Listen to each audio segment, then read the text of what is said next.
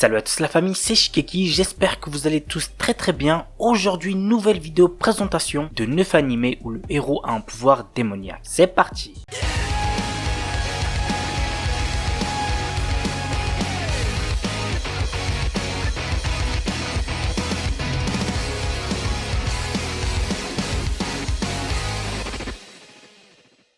On commence avec un animé plutôt connu, mais que si je me trompe pas, ne l'avoir jamais encore présenté sur la chaîne, il s'agit de Black Butler. Après la mort inexpliquée de ses parents, Ciel Phantom Hive, un jeune garçon de 12 ans, dirige l'entreprise familiale avec une habileté déconcertante. Sa réussite, il la doit avant tout à son majordome, Sébastien Michaelis. Irréprochable, attentionné et véritable cordon bleu, il semble lié à Ciel par un pacte mystérieux. Ce diable de majordome est habile pour satisfaire son maître et beaucoup vont l'apprendre à leurs dépens. L'anime a pour genre comédie historique mystère surnaturel et pour thème ange, démon, détective, gore, histoire, shinigami, vengeance.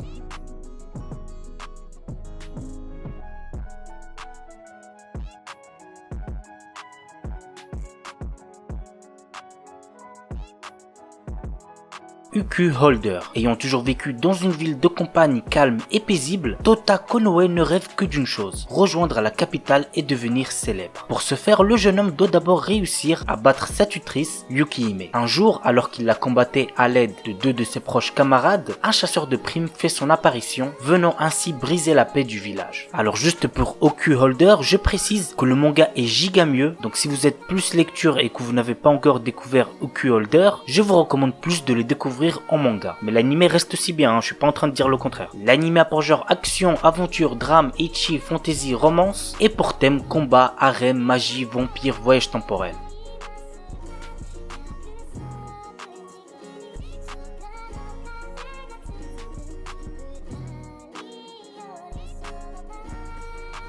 Kutetsujo no Kabaneri, un animé similaire à Shingeki no Kyojin. Voici le résumé. Nous sommes à Inomoto, un état insulaire où vivent les Kabane, qui sont de dangereuses créatures dotées d'un cœur d'acier. Pour y survivre, l'espèce humaine est forcée de se cacher dans des forteresses qui sont désignées en tant que stations. Le seul moyen de se déplacer entre celles-ci est de voyager dans des locomotives blindées, les Ayajiro. Ikoma, notre héros, est un jeune forgeron qui fabrique des moteurs à vapeur dans la station Aragane. Dans l'espoir de vaincre les Kabane, il travaille avec son ami Takumi sur une arme nommée Tsuranouki Jutsu. Ses travaux sont surveillés de près par les membres de la famille qui sont chargés de la gestion de la station Aragane. C'est dans la gare de cet endroit qu'arrive le Hayajiro Kutetsujo qui transporte Mumei, une mystérieuse jeune femme qui va chambouler le destin de Inomoto. L'anime a pour genre action, drame, horreur, épouvante, mystère psychologique surnaturel, pour thème combat, monstre, mort, post-apocalyptique, steampunk et compte un total de 12 épisodes.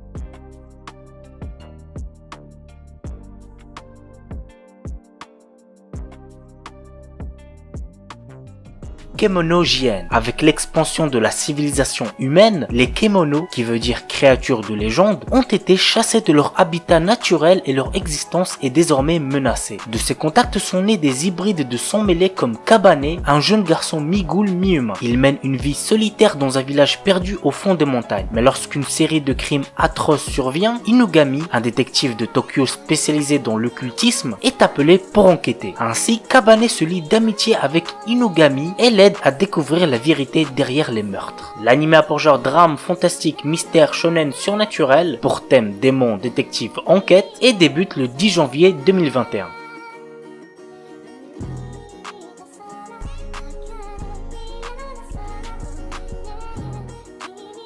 Bloodiverse, voici le résumé. Il y a 60 ans, une étrange insomnie frappa certaines personnes, les forçant à rester éveillées pendant plus d'une semaine. Les victimes, complètement privées de sommeil, devinrent folles. Pour guérir cette maladie, un nouveau médicament a été produit, mais les effets secondaires transforma les patients en vampires. Ainsi, les humains exterminèrent ces vampires. Pourtant, quelques-uns ont réussi à survivre. L'histoire nous entraîne dans le quotidien de Miliu, né d'une humaine et d'un vampire. Il représente le nouvel espoir qui réunira les deux espèces. L'anime a pour genre action, fantastique, mystère, surnaturel, pour thème vampire et compte un total de 12 épisodes.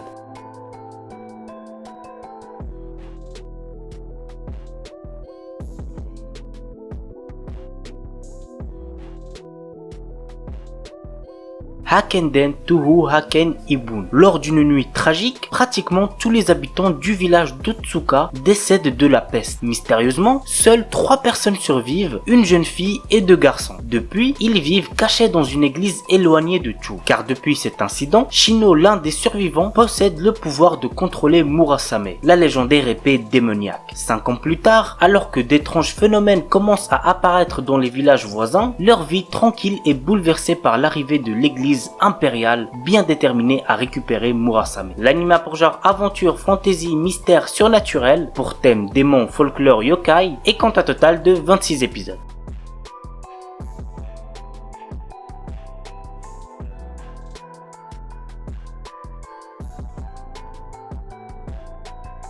Devil Survivor 2 The Animation. Si vous cherchez un animé avec des combats énervés, cet animé est fait pour vous. Voilà de quoi ça parle. L'histoire raconte l'arrivée de mystérieux envahisseurs appelés Septentrion et vont s'attaquer violemment au Japon. Pour riposter, des lycéens vont signer un étrange pacte avec le diable et devenir les 13 messagers du mal. Ils ont 7 jours pour vaincre les Septentrion. Dans cette quête, les jeunes auront le pouvoir de se lier à des démons et disposeront de Nikaea, un site leur révélant en vidéo de quelle manière mourra la prochaine personne. L'anime a pour genre action, drame, fantastique, surnaturel, pour thème démon et compte un total de 13 épisodes.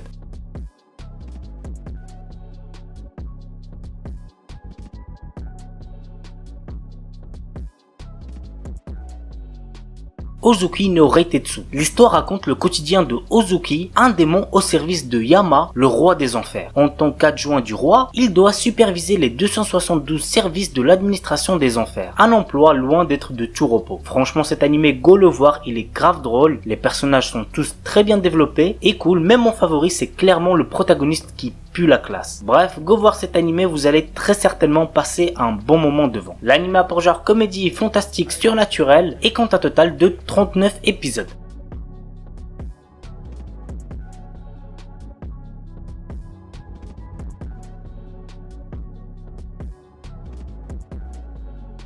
Et on termine avec Seisen Cerberus Ryukuku no Fatalité, un animé adapté d'un jeu mobile nommé Seisen Cerberus. L'histoire se passe dans un continent où 3 royaumes sont en période de paix très instable. Le moindre petit incident pourrait faire éclater cette paix factice. En plus de cette guerre imminente, un dragon baptisé Dagenzord ravage les villes une à une. Pour tenter de le stopper, Bairo et Kismitet, de puissants guerriers, ont tenté de sceller ce monstre. Bien qu'aidés par des magiciens reconnus, ils échouèrent dans leur quête. Plusieurs années après cet événement, Hiru et Giru, les enfants de ces puissants guerriers, héritent du flambeau et tentent de battre Dagenzord. L'anime a pour genre action, aventure, fantasy, pour thème autre monde, combat, monstre, et compte un total de 13 épisodes.